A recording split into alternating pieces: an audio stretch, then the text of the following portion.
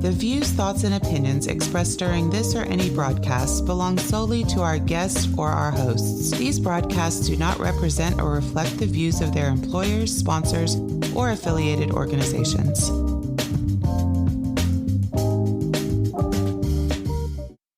Welcome to the Flipboard EDU podcast with your host, William Jeffrey, where we collaborate, communicate, and educate with the greatest educators in the world on Flipboard. Let's start the show.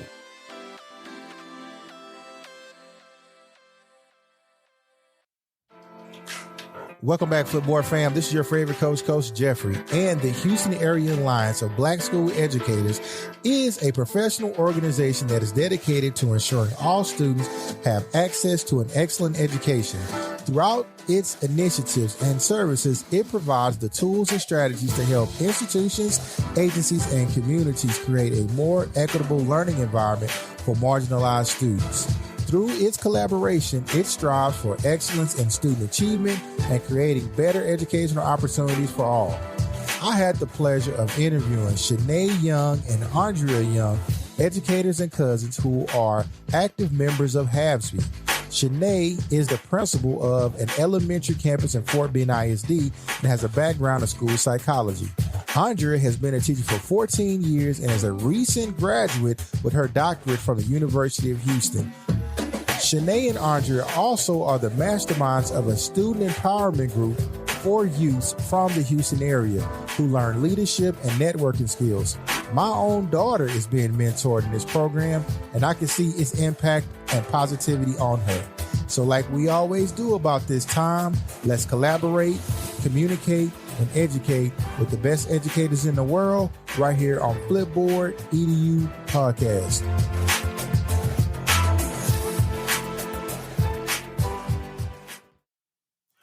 Welcome back, Flipboard fam. This is your favorite coach, Coach Jeffrey, and I have two amazing guests here tonight. I have Miss Shanae Young. Good evening, everyone. So great to be here. Thank you for having me. Excellent. And I have Miss Andrea Young. Welcome to the show. Oh, thanks for having us. Great. So I'm going to start with you, Andrea. Let's tell our listening audience a little bit about yourself.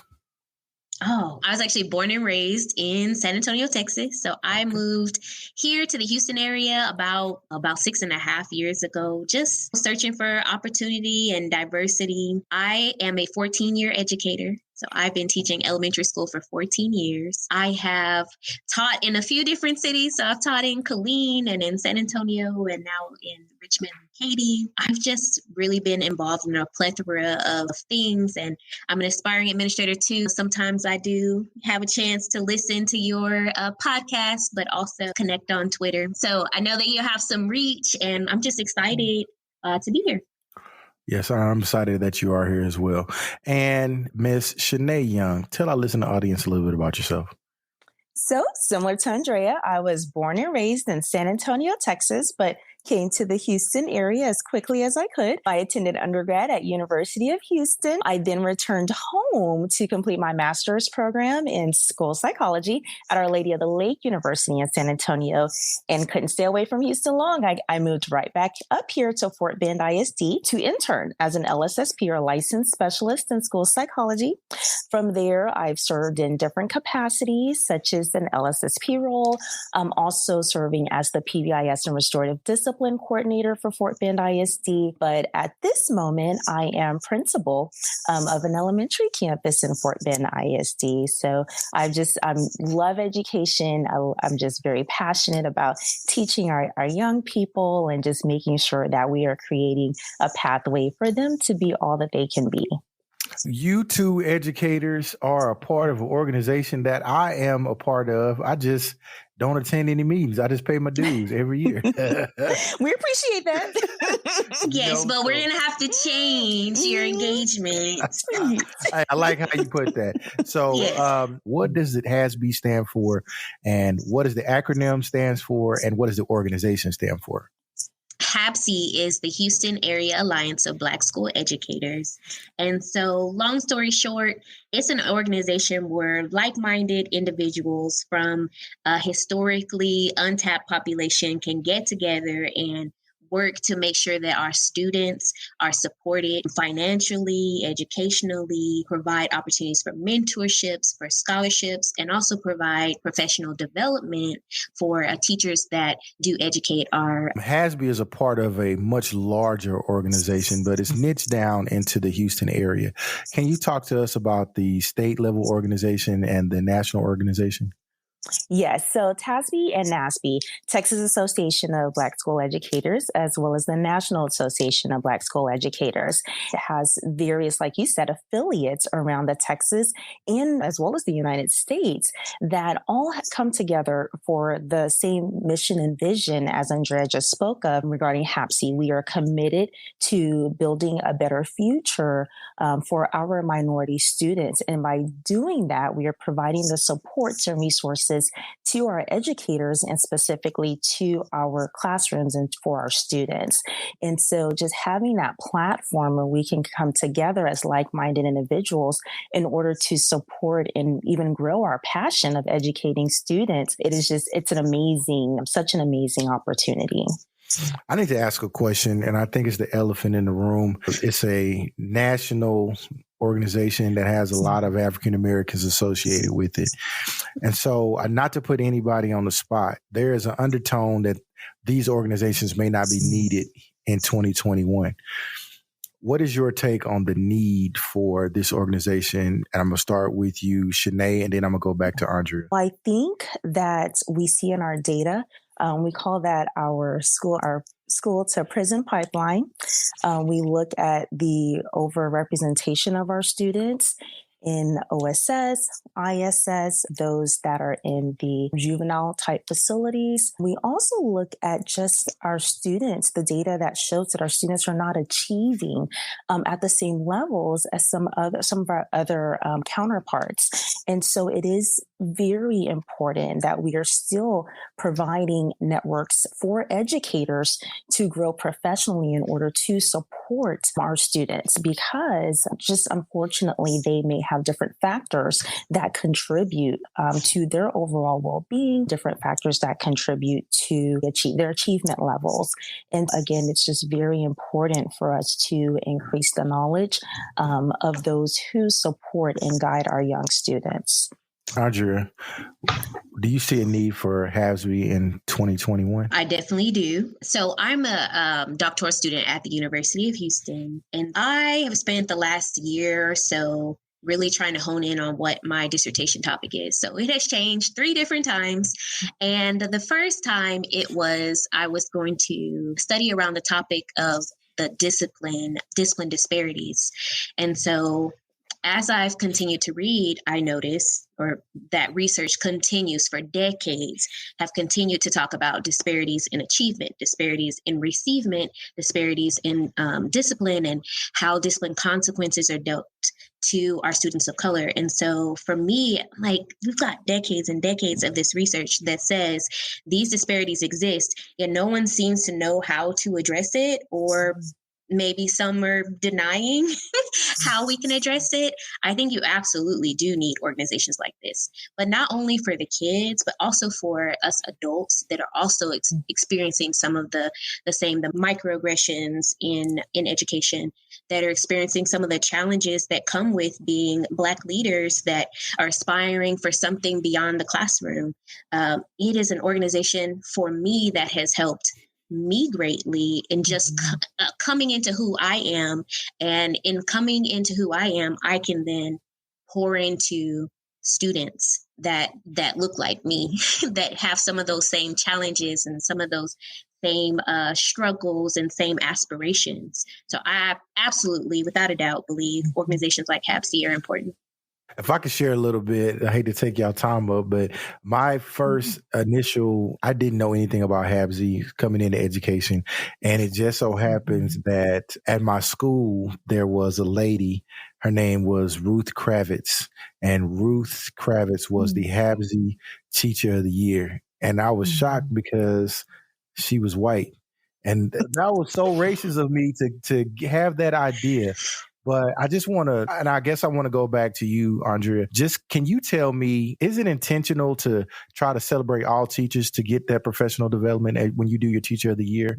So I think that it is, but I really can't speak on it directly. Yeah. Interestingly enough, when I first found out about HAABSE is because a teacher at my campus, a white male, won that award. And I remember that morning, it was announced via email and it just said our HAABSE Teacher of the Year. And I was like, what's HAABSE? I Googled it. And I remember I was like, Houston Area Alliance of Black School Educators. And the mission, of course, it's not everybody has to be Black. We have members from other ethnicities and we appreciate the love and those people taking the time to engage. But for me, it was like, why hadn't my administrator even mentioned this? We've got some Black teachers on campus that have been looking for somewhere to belong, somewhere to help grow. And while it was a shock for me, it was like, okay, this exists. Let me learn more. Excellent. Shanae, how did you come about being involved with NABSE? Excuse me, I'm sorry, HAABSE. It was almost a directive. My assistant superintendent, when I was an assistant principal, he emailed me and check out HAABSE.org. At the time, he was our president, Dr. Kwabena Mensah. And so I was like, oh, this is coming from my boss. I better check this out. And so I did. And I said, wow, this looks good. It looks like something I can get involved with. And then we nominated the Teacher of the Year from our campus. I attended the banquet. And just the excitement, the gathering, the willingness to just engage with each other and share information and promote others and encourage others. I was like, wow, this is definitely a group I would like to be a part of. And then when Andrea actually reached out, she said, hey, are you working on any committees? Are you looking at this? And so I was like, oh, let me look at this committees list. And youth involvement it's huge for me. I just always felt I would love to pour out. I enjoy pouring into the younger students, younger children. So I was like, oh, let me get involved in this youth involvement committee. And from there, it just went. It's just been a wonderful ride and full of growth opportunities and encouragement. Yes.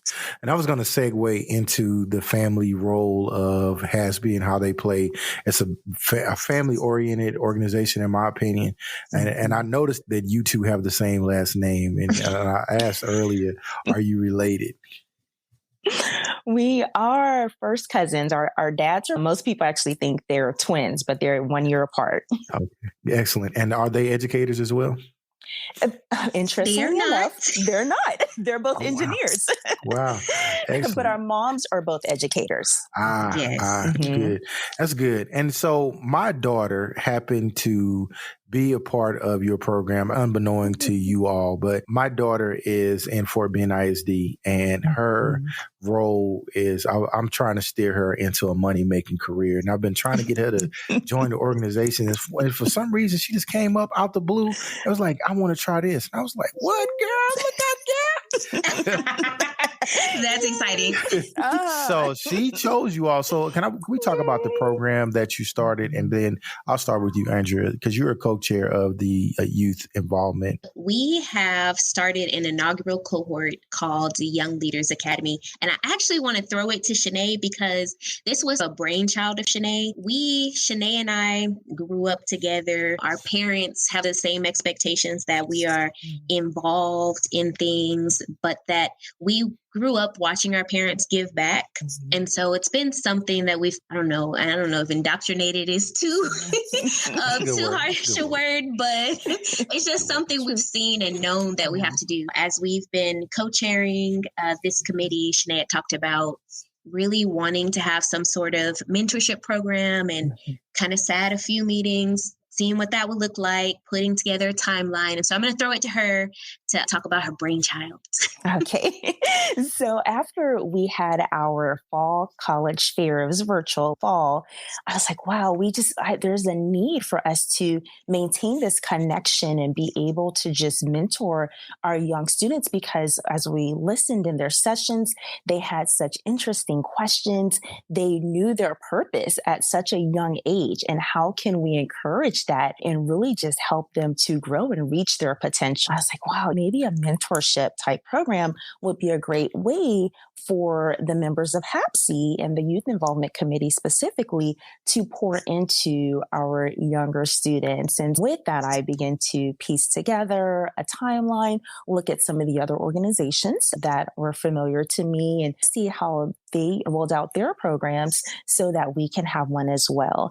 Now, in the age of COVID, the start looks a little different than where we are now. However, the virtual atmosphere has still been wonderful. However, we are hoping to move to more in-person activities as COVID goes away, hopefully goes away, or at least minimizes, but just really wanting that time with the students because we have been so fortunate, as Andrea has said, not only from our parents, but to have community members that have poured into us. Whatever we have dreamt, they have said, hey, let me connect you to this person, or you know what, I know someone in that field. I'm going to have you reach out to them. And so we want to be able to truly pay it forward for young people that are coming behind us in the same ways. Yes. So, and I'll put this question out for anybody to answer. What is the end goal of mentoring today's youth? What would you all like to see them do? I would like them to do whatever their heart desires. As part of, I believe it was part of the HAABSE conference, we had a Dining with Divas session and an author, Minda Harts, spoke. And one thing she talked about, this was specific to Black women, but she said Black women are often over mentored and under sponsored. And by sponsored, she talked about having people that are in the room speaking for you, even when you're not there. And so I think what we want with this Young Leaders Academy is to be able to, one, provide a source of mentorship, provide a network, but also get these students in a position to where not only do they have mentors, they have sponsors, people that can speak about them and speak to them and speak with them so that they can achieve whatever it is their heart desires. Excellent. So, Shanae, why are you so passionate about mentoring? Because I believe that they know, even at a young age, they start to begin to know their purpose in life, and they're looking into what it is that they want to spend the rest of their lives doing. And I believe that when they are having those thoughts and they're eager to learn about what's out there in the world for them to explore, that's the most prime time for us to be able to have such a positive influence and impact in their lives. And again, I was part of different organizations growing up, and they just poured into us. I remember reminding us of the things that we could do and reminding us to take up space in the room and be all that we could be. And so I want our students, especially since we are serving a population of minority students, we want to make sure that they know that they deserve a seat at the table. And as Andrea spoke to, that they have people that are willing to sponsor them, that will speak their names in those rooms. So I do believe it's just so important to be able to make that path as others have carved the path for us. Andrea, I heard you say that you're getting your doctorate at University of Houston, and I'm very proud of you for doing that, although there's a great other institution at Prairie View University, but I'm not going to go there right now. I will just say that my dad, you could go get your PhD at PV. And I'm like, Daddy, they didn't have the program. You could have gone. I still get that. I just got that Saturday. Yeah. So, I was leading into my question as a up and coming leader. Do you feel it's important for yourself or other leaders to have mentors, even though they may reach a point like a doctorate? Do you feel that they should have a mentor? Oh, yes. Everyone should have mentors. As far as I know, every leader in HAABSE has somebody that they consider their mentor. In HAABSE, we've got some amazing superintendents, and they've achieved what many would say is the epitome of success, but they still have to have people in their corners. They still have to have people that can help guide them. I think everyone needs a mentor. Yeah. HAABSE, in the face of systemic racism, has thrived over the years. I'm going to give it to them because a lot of those guys, those front runners, they didn't have any support but themselves. So I also want to give kudos to those groups of superintendents who stuck around from the very beginning. I think, I can't think of his name right now, but there are a couple of superintendents that I know they're in Houston, the Houston area. They were the only ones, and they actually started the HAABSE organization as well. If I'm not mistaken, Dr. Randall was probably one of them. But yeah, so there are some people who just deserve kudos. I also want to just ask you all, what about professional development for teachers and administrators? What are some of the programs that people like myself can get involved in? So we actually just had a spring conference, and it has been virtual, online, for the educators. No matter your role, you can engage in, whether it's teachers, administrators, counselors. There's a strand that the PD committee always wants to make sure that they are catering to, so that it's not just for administrators or just for the teachers. Now, I do know, and this is hot off the press, I do know that our PD committee, they have both the fall and spring, big, larger PD session. However, they are really working hard to begin to engage in some of those Facebook Lives where they may have a speaker. They're pouring into other educators and ensuring that we have the tools to be successful, because when we're successful, our students are successful. I will tell you, there was even a point where some of the leaders were getting on, what's that room? The iPhone users were doing it. Clubhouse. Yes. And so you could have this access to these leaders. HAABSE is amazing in that respect. You have access to these people that I wouldn't have this kind of access to outside of, and give and take. But still, Dr. Goffney, she's so amazing. But when would I have had a chance to interact with her? Yeah, she's amazing. Isn't she the national? She's the national president now. She is. She's the president-elect. President-elect for NAABSE.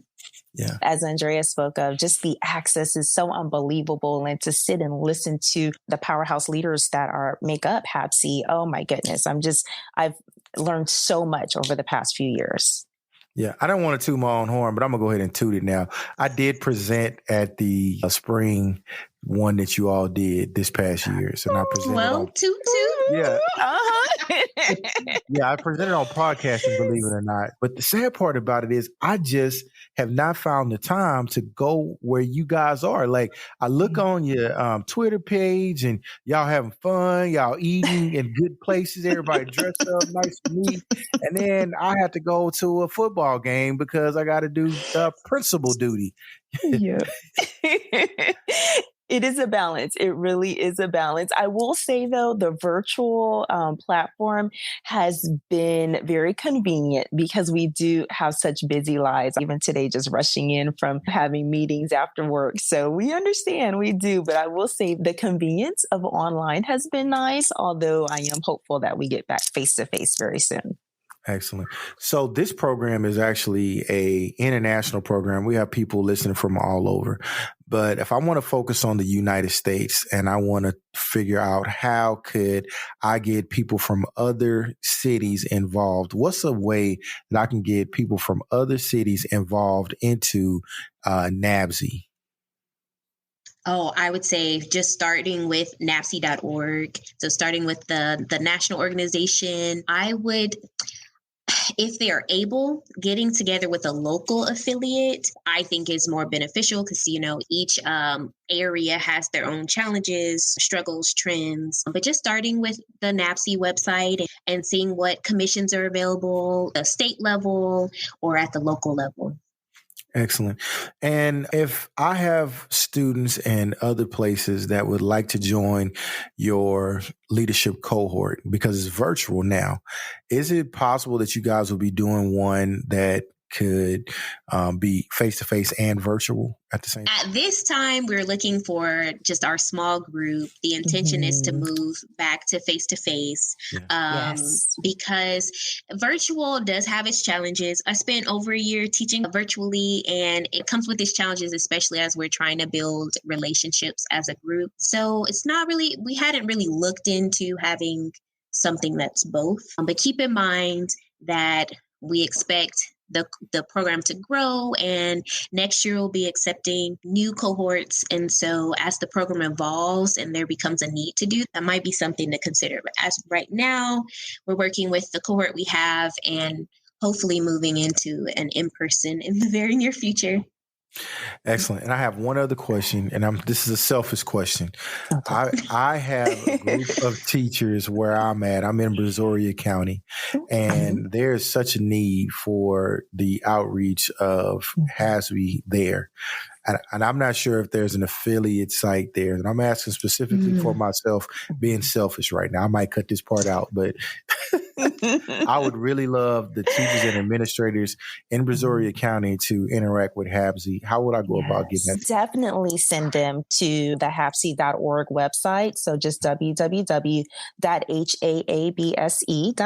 so that they're able to take a look at the website, explore some of the things that the organization is doing currently. For example, we have an upcoming toy drive that they may want to participate in. It's for both members and non-members. They can come out to the toy drive and really get a feel of the atmosphere, the other educators that are there, be able to interact and ask questions in case they're on the fence about joining. So just utilizing the website, following us online, Twitter at HAABSE3, so that they can see again what are we doing? What is this HAABSE thing about? So that they feel more comfortable and willing to be a part of the organization. And so we also have liaisons for the various districts.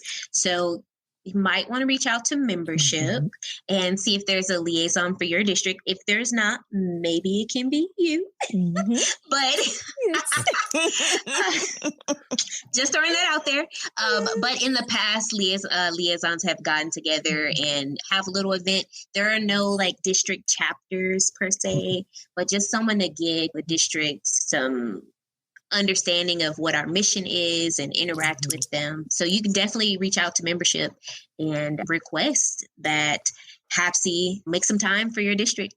Yeah, most definitely. I'm going to do that. I think it's very worthwhile. Again, I haven't seen nothing but benefits from you all. I presented one time with Jason Oliver. I don't know if he's still a part of the organization. And I know William Ely, he's all over the place. He's probably 3 or 4 different chair organizations within the organization. So, you guys have always done amazing things. And so I just want to commend you and just thank you for serving the youth. Andrea, where could our Flipboard listeners follow you at? Oh, you can follow me on Twitter at MS Andrea Young. That'd be the easiest way. All right, cool. And Miss Shanae Young, where can our listeners find you at? I'm also on Twitter at Principal S. Young. Great. I would like to thank both of you for coming on the show and talking with me. And I'm not going to hold it against you that none of y'all went to Prairie View, but it looks like your fathers did. So they're good with me. Our fathers and our mothers. Okay. Y'all good. All right, then y'all good. It's great.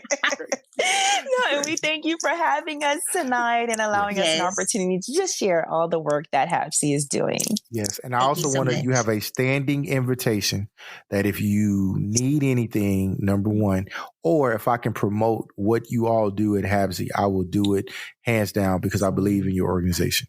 Oh, thank you so much. One final thing, could we say for listeners to just check out HAABSE.org, HAABSE.org. We have some scholarship opportunities for our young people, and we also do teacher awards and recognition ceremonies. A lot of the great work we do also requires some sponsorships. So if anyone's looking, for some tax write-offs, whatever it may be, no judgment. We would love to take your... And you do well with it. I know the toy drive that you asked for people to RSVP for is a fundraising event that you guys are trying to do. Or I shouldn't say fundraising event, but it's an event to help the community. So it's a worthwhile organization. And if anybody's willing to look for a worthwhile organization to donate to, HAABSE is most definitely it. HAABSE, TASB, and NASB, or whatever Black school educator group that is in your city. Donate to them as well. Yes. Welcome to Flip Tips. Today's Flip Tip is how to get started with Flipboard. Very simple. I want to thank Jeanette Spire and Terry Porter for coming up with our Flip Tips for today. the first thing you want to do is download the app for your Android or iOS device. Second thing you want to do is you want to create an account. Make sure you add a picture and complete your bio. Third thing you want to do is you want to follow topics. There are at least 34,000 topics that you can follow. Next thing you want to do is build your magazine. Navigate to the bottom of your profile icon and then select the collection options. Give your magazine a title and you've built your first magazine. I want to give a huge shout out for Terry Porter and Jeanette Spire on giving us today's flip tips. Are you a teacher who wants to start a podcast? The Podcast Planner for Teachers is your go-to resource for planning and brainstorming. It's packed with templates, worksheets, and checklists that will help you plan out your show from beginning to end. You don't need any experience or special equipment, just an idea and the drive to make it happen. With this planner, we want everyone who has ever wanted to start their own podcast but didn't know where to begin. We want every student in school today to learn about podcasts as they learn about other forms of media like TV shows and movies. And most importantly, we want teachers everywhere sharing their stories with students across the country through podcasts. Now is the perfect time for educators everywhere to get involved in this exciting new medium. Let us help guide you along the way. Click here now if you're ready to take control over your future by starting a podcast today. Flipboard fam, thanks for sticking with me on this episode. I want to thank Shanae Young and Andrea Young for talking with me about the Houston Area Alliance of Black School Educators. A huge shout out to Aileen Laylor and Crystal Vanderboom for the editorials on the Flip EDU Educators blog. Remember to subscribe to our Flipboard EDU magazine on flipboard.com and listen to The Art of Curation, the podcast hosted by Mia Quadrillo for Flipboard users. Please subscribe and share our podcast with an educator or colleague. Our podcast is available globally and everywhere you listen to podcasts. So until next time, family,